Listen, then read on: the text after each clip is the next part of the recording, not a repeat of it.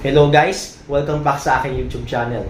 In today's video, meron ulit tayong mathematical problem na nanggagaling sa unang hirit quiz B na tinanong ang mga taga Philippine Science High School difficult round. So this question is most likely number theory. And here's the question. Find the sum of all positive proper divisors of 1 million. In order to get this, kunin natin ang prime factorization ng 1 million. As we all know, 10 by the power of 6 will always be equal to 1 million. Mag-isip kayo ng dalawang factor, that will be equal to 10. That will be 2 multiplied by 5 by the power of 6. Kung gagamitan natin ng power yan, that will be 2 by the power of 6 times 5 by the power of 6.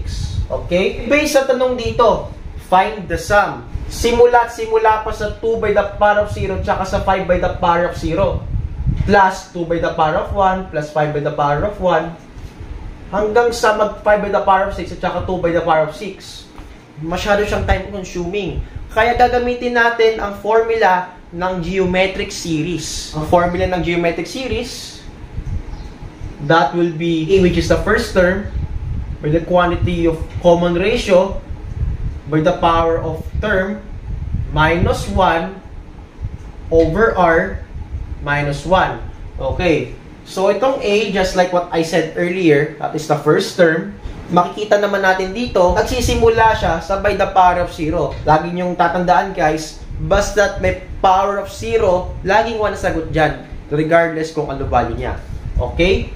Tapos ang R, that will be the common ratio. Bali ang common ratio, kung ano ang ginagamit na number na paulit-ulit para ma-multiply. Kunwari ito, 2 by the power of 6. Anong ginagamit na number dyan para ma-multiply? At dumagdagan yung exponent, which is 2. As well dito, 5 ang ginagamit dito na common ratio. Tapos ang N, number of terms. Bali, ang number of terms nito ay hindi 6 ha, kasi isasama natin ang power of 0. So, magiging 7 siya. Okay? So, unahin muna natin itong 2 by the power of 6. Geometric series. A, ano nga ang A natin? That will be 1. By the quantity of R. Anong common ratio ng 2 by the power of 6? Anong ginagamit? Very good, that's 2. By the power of 7. Kasi dadagdag natin yung by the power of 0 eh. Minus 1 over, anong R natin? Very good, that's 2. Minus 1. Okay. So, kung kukunin natin ang whole number na 2 by the power of 7, that will be 1 by the quantity of 128 minus 1 over 2 minus 1 equal to 1. Then, cross out like terms.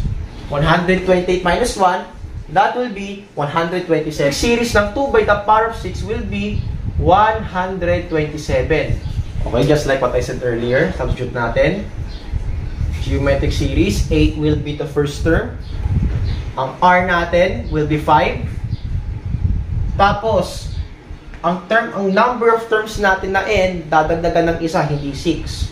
So, 6 plus 1 will be 7. Kasi dinagdagan ulit ng power of 0. Minus 1 over R, which is 5 minus 1. So, kung kukunin natin ang whole number ng 5 by the power of 7, ganito magiging kalabasan niya. 1 by the quantity of 78,125 minus 1 over 5 minus 1 will be 4. You will divide 78,124 sa 4.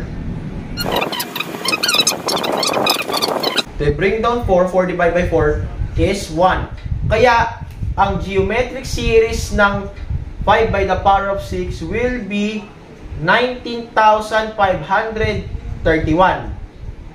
Okay. So, kung i-multiply natin itong 19,531 sa 127, ang magiging kalabasan nito ay 2,480,437. Eh, ang hinahanap ay proper divisor. So, we will subtract it by itself sa 1 million. The sum of all proper divisors of 1 million will be 1,480,437.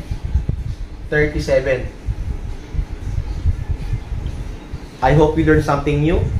It's me, Bernardo Escorial. Stacker out.